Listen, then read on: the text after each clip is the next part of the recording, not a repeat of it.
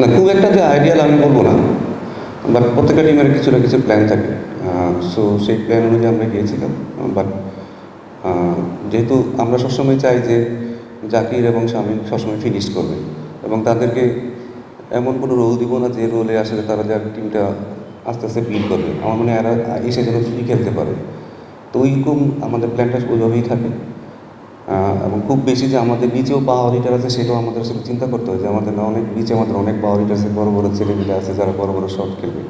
So আমাদের আসলে অনেক কিছু চিন্তা করতে হয়।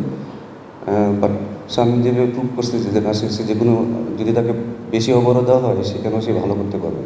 সো এটা আমাদের জন্য অনেক কনফিডেন্স দিবে। ইনশাল্লাহ হয়তো আমরা পরবর্তী ম্যাচে সেরকম প্ল্যান করবো। কোচ, এখন তো আসলে সব বোর্ডই মানে হোয়াইট বল ক্রিকেটটা একই প্ল্যানে খেলে। তো আমাদের দেখা যাচ্ছে যে দুই ফর্ম্যাটে দুজন ডিফারেন্ট ক্যাপ্টেন, অ্যান্ড ওয়ান ডেতে লিটনের জায়গাটা ফিক্স না এখন আর। টি-20তেও মিরাজের পারফরমেন্স ঠিক আশাব্যঞ্জক না, আপনি বললেন যে আইডিয়াল সিনারিও না। তো দুই ফর্ম্যাটে দুই ডিফারেন্ট ক্যাপ্টেন যাদের অন্য ফর্ম্যাটগুলোতে জায়গা নিশ্চিত না, এটা আসলে টিমের জন্য কতটা চ্যালেঞ্জিং, অ্যান্ড এটা আপনারা কীভাবে কোপ আপ করেন? দেখেন, আমাদের যে সিচুয়েশনে আমাদের সবসময় চ্যালেঞ্জের মধ্যে থাকতে হয়। আমাদের অনেক কিছু আসলে মেনে নিতে হয়, অনেক কিছু আমাদের যেটা আসলে টিমের জন্য সুইটেবল না, বাট তারপরেও আমাদের আসলে ওগুলো মেনে নিতে হয়। এবং আমাদের আসলে আপনি আমাদের যে প্লেয়ারগুলো দিবেন তাদের মধ্যে আমাদের বেস্ট আউটপুটটা নেওয়ার চেষ্টা করি আমরা। এখানে তো আমাদের অনেক কিছু করারও নাই, চাইলেও আমরা করতে পারি না। আমার কাছে যে বেস্ট 15টা প্লেয়ার থাকে সেখান থেকে আমরা বেস্ট কীভাবে আউটপুট নিতে পারি। এখন কে কোন ফরম্যাটে আছে কীভাবে না আছে সেটা আসলে খুব ডিফিকাল্ট।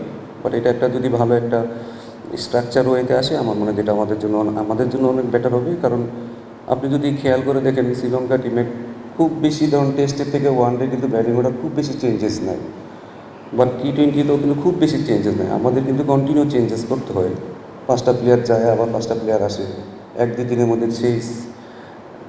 তাদের কিন্তু টিমের সাথে কোপ আপ করতে হয়। সো আমাদের খুব বেশি যে লাক্সারিয়াস হওয়ার মতো আসলে সুযোগ নেই, বাট চেষ্টা করবো টিমটা যেন একটা ভালো স্থিতিশীল পরিস্থিতিতে আসে, যেটা আমাদের টিমের জন্য অনেক কাজে দেবে। কোচ, আমরা দেখলাম যে আসলে ওয়ার্কলোড ম্যানেজমেন্টটা আপনারা বেশ গুরুত্বের সঙ্গে দেখছেন। তাসকিনকে রেস্ট দিয়ে খেলানো হচ্ছে এই ম্যাচে, তাসকিনকে বা উইনিং কম্বিনেশন ব্রেক করবেন কিনা, আর প্রতিপক্ষকে নিয়ে কী ভাবছেন? দ্বিতীয় টি-20টা আমরা খুব ডমিনেট করে জিতলাম, কলম্বোতে এসে আসলে প্রতিপক্ষকে নিয়ে কী ভাবনা? দেখুন, কোনো টিমই তো চাইবে না তার উইনিং কম্বিনেশনটা ভাঙার জন্য, এটা নর্মালি সবাই করে থাকে।